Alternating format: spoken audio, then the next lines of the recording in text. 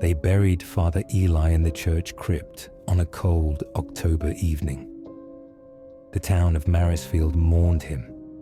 The priest who had buried their dead blessed their children and carried every secret whispered through the veil of the confessional. But what the townspeople didn't know was that Father Eli had stopped praying years ago. It started the night he heard a second voice whisper back from the confessional, raspy, unnatural. It didn't belong to any living soul. At first, he blamed his fatigue, but it returned every night, begging, mocking, crying in voices of the dead he buried. And then came the screaming. So he boarded up the confessional and never used it again. But the voice didn't leave. It moved below into the crypts, growing louder.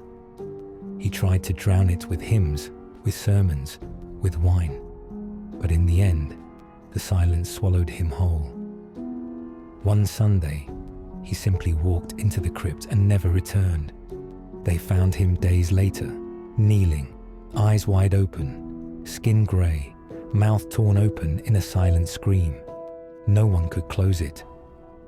They thought it was a heart attack, but the coroner found scratch marks inside his throat, as if something had crawled up from within and tried to get out. After his burial, the church bells rang by themselves, only once. And since then, every night, the crypt whispers. It calls people by their names, children, mothers, priests. The new reverend tried to bless it. He came out crying blood, muttering. He buried something alive, and now it won't stay dead. The town has since sealed the church, but the silence under it still breathes.